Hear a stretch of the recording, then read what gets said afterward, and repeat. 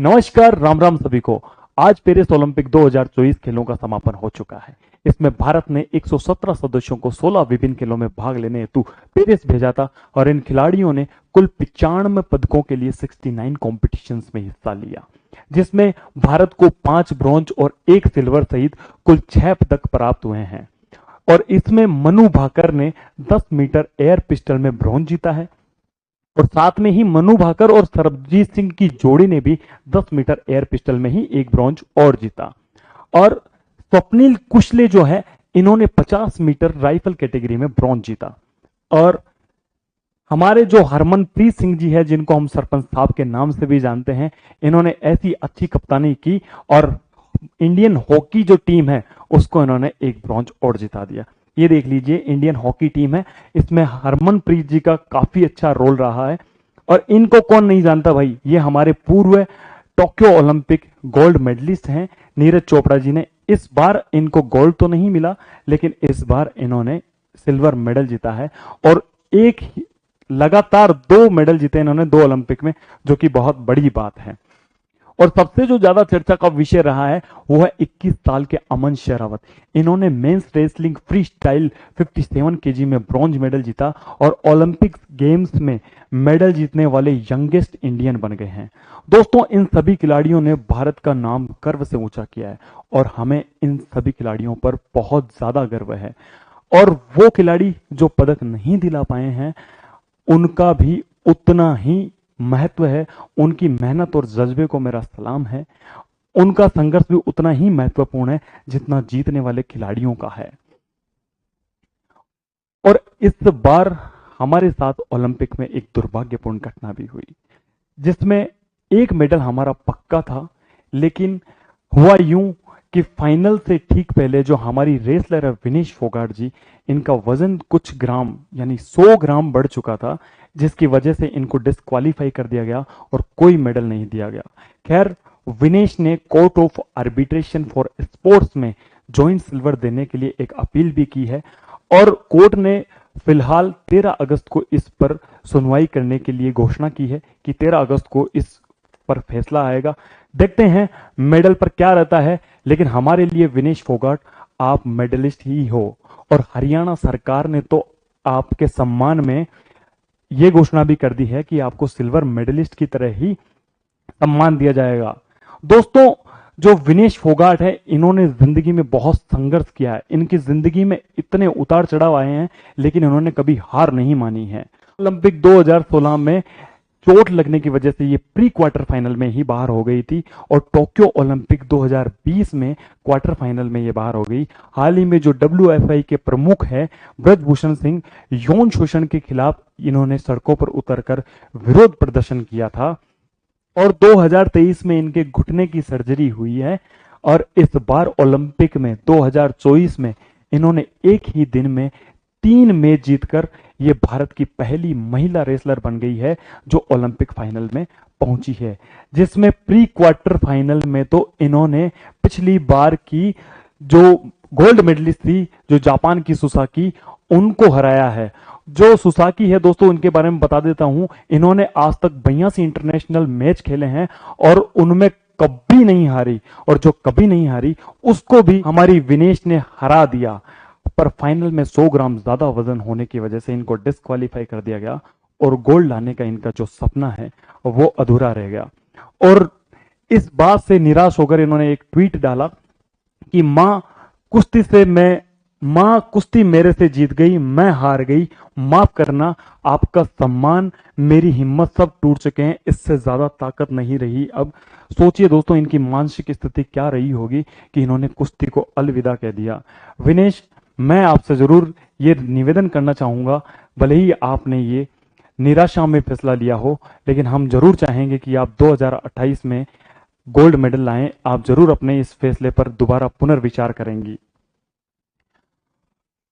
अब दोस्तों बात कर लेते हैं ओलंपिक के बारे में विस्तार से। ओलंपिक गेम्स को पहली बार ग्रीस की राजधानी एथेंस में सन 1896 में आयोजित किया गया और ओलंपिक का जो मोटो है वो है सीटियस अल्टियस फोर्टियस कम्युनेटर, जिसका हिंदी में मतलब होता है और तेज और ऊंचा और ताकतवर एक साथ। जब ओलंपिक की शुरुआत हुई थी तब इसमें 14 राष्ट्रों ने सिर्फ 9 खेलों में हिस्सा लिया था, लेकिन इस बार पेरिस ओलंपिक 2024 में कुल 206 देशों के 10,500 खिलाड़ियों ने 32 खेलों में हिस्सा लिया है। ओलंपिक में भारत ने सबसे पहले सन 1900 में हिस्सा लिया था ओलंपिक में, और पहले ही ओलंपिक में नॉमन प्रिचार्ड ने, जो कि रनिंग के कंपटीशन में उन्होंने 2 सिल्वर मेडल जीते थे और भारत का खाता खोला था। तब से लेकर आज तक हमने कुल 41 मेडल ही जीते हैं, और कमाल की बात यह है कि इसमें 5 मेडल तो हमने आजादी के पहले जीते हुए हैं। 5 मेडल हमने आजादी के पहले जीते हैं, यानी सिर्फ 36 मेडल ही आजादी के बाद के हैं, जिनमें 10 गोल्ड हैं, 10 सिल्वर हैं और 21 ब्रॉन्ज हैं।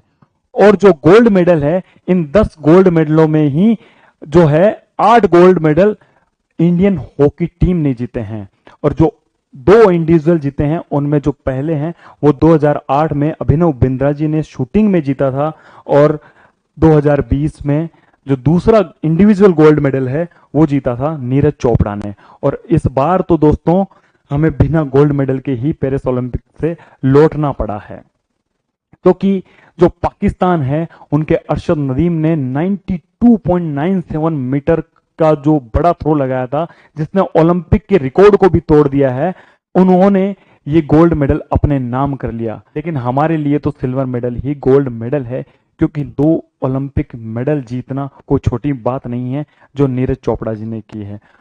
और दोस्तों अगर देखें इंडिया की मेडल टैली, तो आज तक की जो बेस्ट मेडल टैली है वो है टोक्यो ओलंपिक 2020, जिसमें 1 गोल्ड, 2 सिल्वर और 4 ब्रॉन्ज जीते थे, और इंडिया 48 रैंक पर रहा था।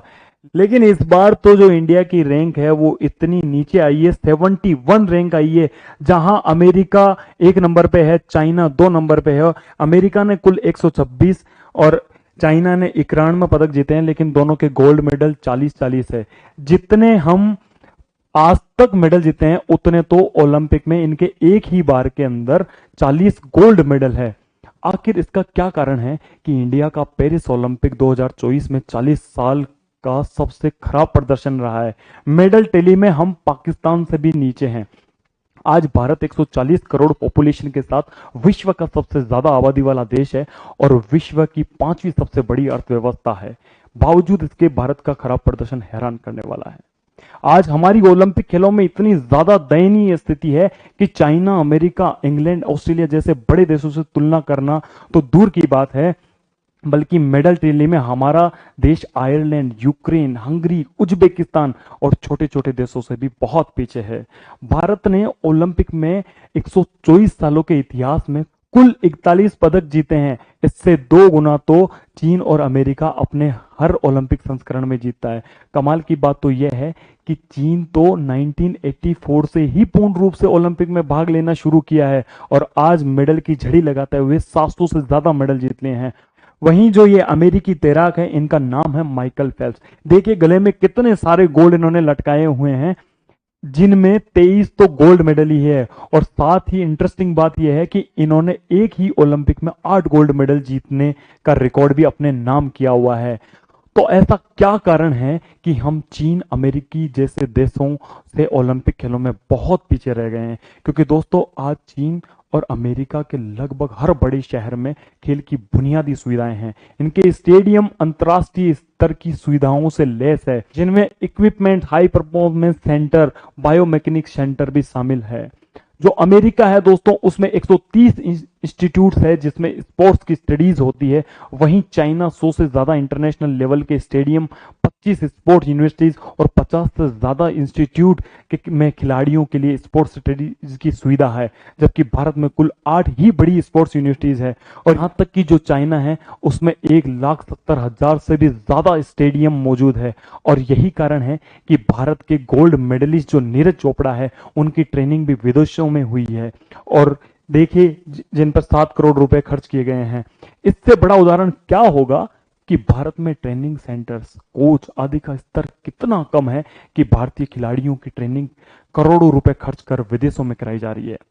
यहां के एक कोच हैं जिनका एक विवादित बयान भी आया है, प्रकाश पादुकोण जी का। जब लक्ष्य सेन सेमीफाइनल से बाहर हुए थे तो उनके जो कोच है प्रकाश पादुकोण, उनका बयान आया था जिसमें उन्होंने कहा था कि खिलाड़ियों की ओर से भी थोड़ा प्रयास होना चाहिए, जिसमें थोड़ी ज्यादा जिम्मेदारी, थोड़ी ज्यादा जवाबदेही दिखाएं, क्योंकि आपने जो मांगा है एक बार आपको वह मिल जाता है तो आपको जवाबदेह भी होना चाहिए। मुझे लगता है कि खिलाड़ियों को जिम्मेदारी लेना सीखना चाहिए।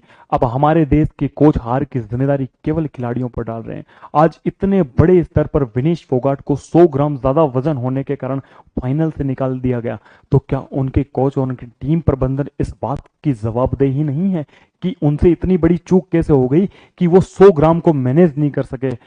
दोस्तों, अमेरिका जो है, अमेरिका और जो चीन है, ओलंपिक के लिए जो अपने एथलीट्स हैं उस पर लगभग 20,000 करोड़ रुपए खर्च करते हैं। और न केवल सरकार बल्कि यहां की जो प्राइवेट कंपनीज है वो भी खिलाड़ियों को फंडिंग देती है। वहीं जो भारत सरकार है उसका जो 2023-24 का जो बजट है वो कुल मिलाकर है 3,442.32 करोड़ रुपए। जबकि भारत में जो प्राइवेट जो कंपनीज है, जो प्राइवेट जो फर्म्स है, वो सिर्फ और सिर्फ फंडिंग अगर कहीं करती है तो वो करती है राजनीतिक पार्टियों को फंडिंग, ना कि खिलाड़ियों को, ना कि स्पोर्ट्स को। वहीं दूसरी ओर आज जो चीन है उसमें जो स्कूली बच्चे हैं 6 साल की उम्र से ही जिम्नास्टिक, स्विमिंग जैसे खेलों की ट्रेनिंग लेना शुरू कर देते हैं। वहीं अगर भारत की बात करें तो जो भारत के जो पेरेंट्स हैं, माता पिता है, वो बच्चों को सिर्फ पढ़ाने और नौकरी करने पर ही विशेष ध्यान देते हैं। और यही वजह है कि जो दंगल जैसी स्पोर्ट्स पर बनी मूवी है वो भारत से ज्यादा चाइना में अर्निंग करती है, क्योंकि जो चाइना के लोग हैं खेल के महत्व को जानते हैं। वहीं जो चाइना है उसका ये मानना है कि भारत मेडल इसलिए नहीं जीत पाता क्योंकि भारत के लोगों में मेडल जीतने की भूख नहीं है। और चाइना ने तो यहां तक कि जो अपने सपने का भी हिस्सा खेलों में राष्ट्र को मजबूत बनाने का रखा हुआ है। और जो इंडिया में हरियाणा राज्य को अगर अपन छोड़ दें तो अन्य स्टेट का कोई खास योगदान खेल क्षेत्र में है ही नहीं, क्योंकि हरियाणा सरकार खिलाड़ियों को सबसे ज्यादा प्रोत्साहन देती है। हरियाणा सरकार ने ओलंपिक में गोल्ड मेडल जीतने पर 6 करोड़, सिल्वर पर 4 करोड़ और ब्रॉन्ज पर 2.5 करोड़ पुरस्कार राशि की भी घोषणा की है। हरियाणा जो सरकार है उसने शिक्षा, कला, संस्कृति और खेल मंत्रालय को एक ही बना दिया ताकि खेल का जो बजट है वो बढ़ सके, ताकि खेलों को भी महत्व दिया जा सके शिक्षा के साथ साथ। हरियाणा में गांव से लेकर शहर तक लगभग 245 स्टेडियम हैं जिनमें फुल टाइम कोचिंग की फैसिलिटी भी अवेलेबल है। यहां खेलों में रुचि रखने वाले जो छात्रों को है स्कॉलरशिप भी दी जाती है। युवाओं को खेल के प्रति जागरूक करने के लिए सेमिनार, कॉन्फ्रेंस, स्पोर्ट्स कंपटीशन आदि का समय समय पर ये आयोजन करते हैं। और हरियाणा ही एकमात्र ऐसा स्टेट है जहां खेलों को लेकर लोग जागरूक है। और यही कारण है कि टोक्यो ओलंपिक देख लो, चाहे पेरिस ओलंपिक 2024 देख लो, जितने मेडलिस्ट हैं उनमें से 50% से ज्यादा हरियाणा के ही हैं, जिनमें अभी नीरज चोपड़ा, मनु भाकर, सरबजोत सिंह, अमन शेरावत जैसे बड़े नाम भी हैं। ओलंपिक एसोसिएशन ऑफ इंडिया की जो प्रेसिडेंट है पीटी उषा जी से जब एक बार ये पूछा गया कि चीन के पास भारत से ज्यादा ओलंपिक मेडल क्यों है, तो उनका एक लाइन में जवाब था डिजायर, यानी हमारे देश में इच्छा शक्ति की कमी है। हम आईटी और दूसरे क्षेत्रों में विश्व ख्याति के लोग पैदा कर रहे हैं, हम कई फील्ड में दुनिया के कई देशों से आगे हैं, खेल में क्यों नहीं है? यहां टैलेंट की कमी नहीं है, यहां खेल किसी की प्राथमिकता में नहीं है। ध्यान रखना, यह बात पीटी उषा जी ने कही है कि यहां खेल किसी की प्राथमिकता में नहीं है। और कुछ ऐसा ही इंडियन फुटबॉल टीम के जो पूर्व कप्तान है सुनील छेत्री जी, इन्होंने कहा है कि जो 140 करोड़ आबादी वाला भारत देश है उसमें पर्याप्त पदक हम इसलिए नहीं जीत पाते क्योंकि प्रतिभा को हम पहचानने और उसे तराशने में असफल है, उसमें हम विफल हो जाते हैं। आज की जो युवा पीढ़ी है दोस्तों, अगर उससे यह सवाल किया जाए कि ओलंपिक में कौन कौन से गेम्स होते हैं या उनके क्या रूल्स और रेगुलेशन होते हैं, तो सिर्फ 5% लोग ही इस सवाल का जवाब दे पाएंगे। और उनमें से भी ज्यादातर इस सवाल का जवाब इसलिए दे पाते हैं क्योंकि इनमें से जो सवाल है वो यूपीएससी में पूछे जाते हैं, इसलिए वो इस चीज का रट्टा मारते हैं। इंडिया में खेलों को देखने वाले जो लोग हैं वह टोटल पॉपुलेशन का 64% है। यानी सिर्फ मनोरंजन के लिए हम खेल देखना पसंद करते हैं, और वो भी हम ज्यादा से ज्यादा क्या देखते हैं, क्रिकेट देखते हैं। जबकि इंडिया में 23% लोग ही ऐसे हैं जो किसी न किसी आउटडोर गेम में एक्टिव है। वहीं अगर अमेरिका की बात करें तो ये आंकड़ा 80% है।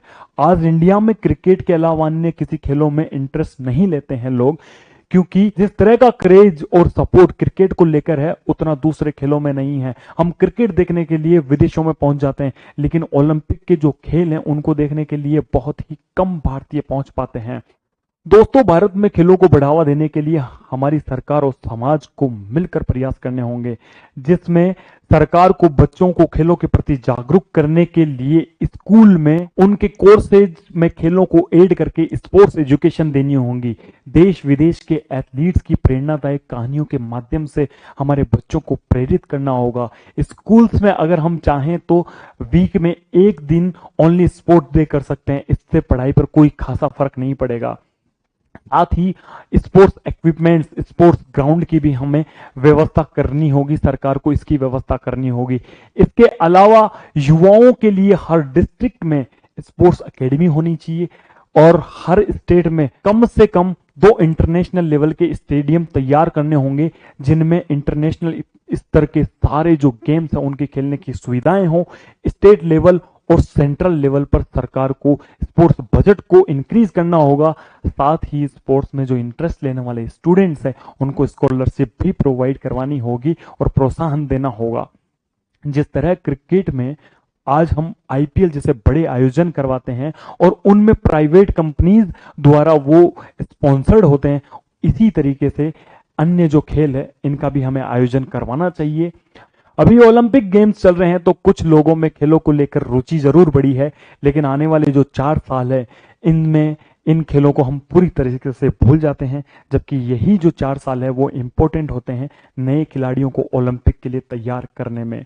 मेडल जीतने के बाद सरकार पुरस्कार राशि दे देती है, नौकरियां दे देती है, पर आगे के नए खिलाड़ियों को तैयार करने के लिए सरकार क्या करती है? सरकार को जो खेलो इंडिया यूथ गेम है जैसी जो पहल इन्होंने चलाई है, इसको और ऊंचे स्तर पर ले जाना होगा। खेल जो है उनको गंदी राजनीति से बहुत दूर रखना होगा, ताकि खेलों में भ्रष्टाचार नहीं हो सके और उन खिलाड़ियों को अपना पूरा हक मिल सके।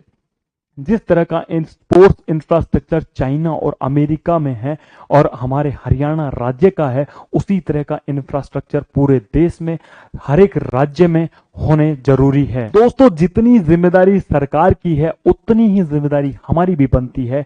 हमारे समाज में ये सोच है कि खेल तो सिर्फ खेल होते हैं, पढ़ाई ही ज्यादा इंपॉर्टेंट होती है, इसमें ही करियर होता है, खेलों में कोई करियर नहीं होता है। हमें हमारी समाज की इस रूढ़िवादी सोच को बदलना होगा, और जिस तरह से हम पढ़ाई को महत्व देते हैं उसी तरह से हमें खेल कूद को भी महत्व देना होगा।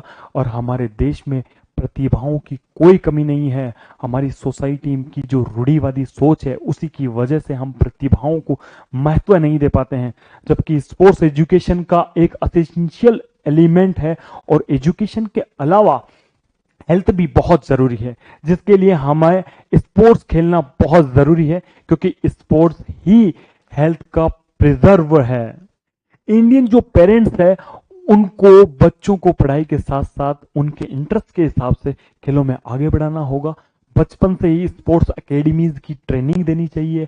आज के जो बच्चे हैं मोबाइल के वर्चुअल गेम्स और सोशल मीडिया में एडिक्ट हो चुके हैं, इनको इस लत से बचाने के लिए इन्हें खेलों के प्रति हमें जागरूक करना होगा, क्योंकि इन खेलों की वजह से ही वे फिजिकली और मेंटली स्ट्रांग होंगे और इनमें स्पोर्ट्समैनशिप पर्सनालिटी डेवलप होगी और उन्हें आगे जाकर हर फील्ड में आत्मविश्वास के साथ फैसला लेने में मदद करेगा।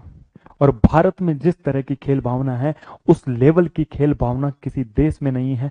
बस एक बार हमको इस भावना को पहचानना होगा। यह बात एक भारत की मां ही बोल सकती है कि जिसने गोल्ड मेडल जीता है जिसने मेरे नीरज को हराया है वो भी मेरा ही लड़का है, उसने भी बहुत मेहनत की है। नीरज चोपड़ा जी की माता जी की इस सोच को मेरा सलाम है। इससे बड़ी बात और क्या हो सकती है खेल भावना की।